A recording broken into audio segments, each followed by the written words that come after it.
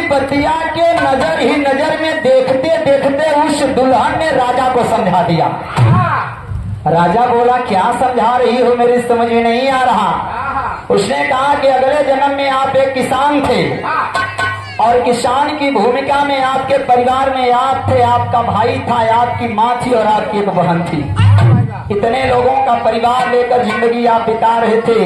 राज्य में सूखा पड़ा, लोग भूखों मरने लगे और जब लोग भूखों मरने लगे उसी समय आपके पिताजी निकल गए भीख मांगने के लिए, परिवार को जिंदा रखने के लिए गए।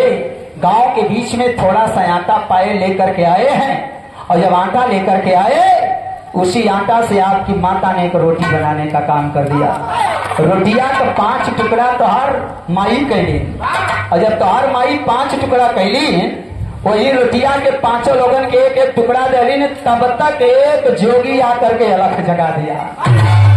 बहुत तेज की आग लगी है और मेरी इस पेट की आग को कोई बुझा दे। बतिया के सुन के तोहार बाबू लगलन डांटे, कहलन कि हम खुद भिखारी कहीं से मांग के लिए आए है और तू हमें से मांगा था, चल जा, यहाँ पे कुछ मिले वाला ना दिया। बतिया के सुन के वो जोगी वहां से आगे ना बढ़ल बा। तब तक आपका बेटा निकलता है और रोटी के बदले में लाठी को उठा करके एक लाठी मारा तो उस जोगी के सर से खोल गिरने लगा।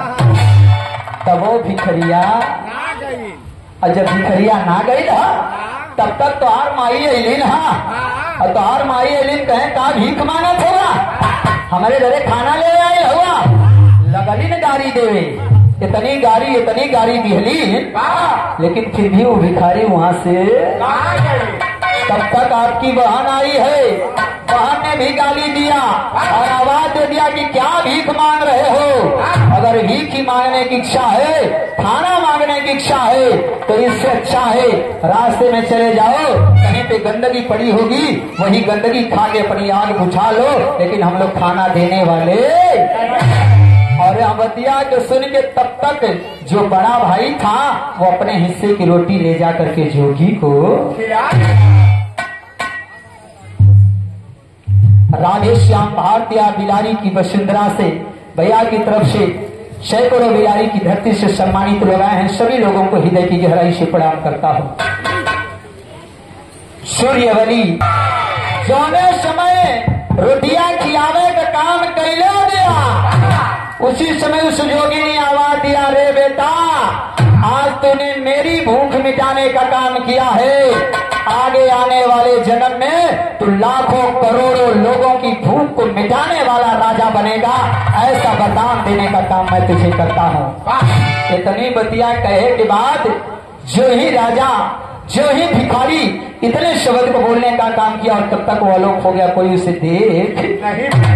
राजा इतना जब हुआ है उसके बाद जन्म बीत गया और जब जन्म बीता तो अगले जन्म में आ करके जिसने अपने हिस्से की रोटी खिलाने का काम किया था वो कोई दूसरा नहीं बल्कि तू ही वो राजा विक्रमादित्य है। और जब राजा विक्रमादित्य कहा इस शब्द को खुलासा इसलिए कर रहा हूँ कि राजा के चक्कर में पड़ेंगे तो बहुत से राजा आ जाएंगे, इसलिए भाव दिया हूँ। और जब विक्रमादित्य बता दिया तो उस समय कहा कि मुझे तो बता दिया लेकिन मेरे परिवार के लोग कहाँ गए।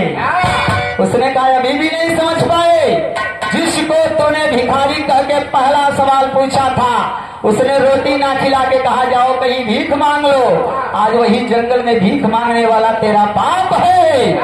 जिसने लाठी चलाने का काम किया था वो कोई दूसरा नहीं वही तेरा भाई है, जो रास्ते में तो है कुकुरिया मिल रहा केकर माई है, वही तुम्हारी माँ है। और जो कही कि जाके गंदगी को खाने का काम कर लो, आज वही धोबिन के घर में जन्म लेकर के और लोगों की गंदगी को साफ करने वाली वही तुम्हारी बहन है। इतनी बतिया जब सुन ले रहा कहे इतना तो जान गए, एक बात और सुन ला, तू कौने कुल वंश में पैदा वही लहला वो बतावत है हम तुम्हें। तो आखिरी लाइन दिया है, कैसे बच्ची लाइन ला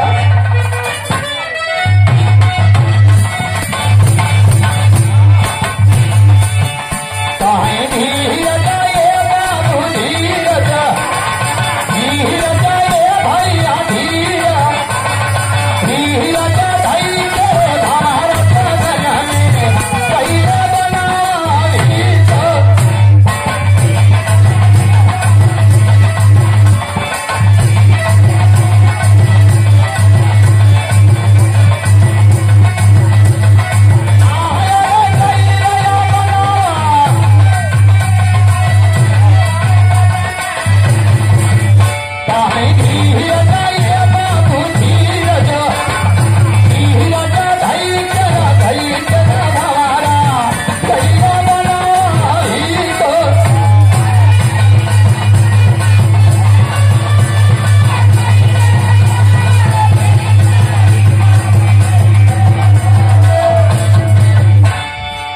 कोनो झटके से लाइन लगा बाबू तो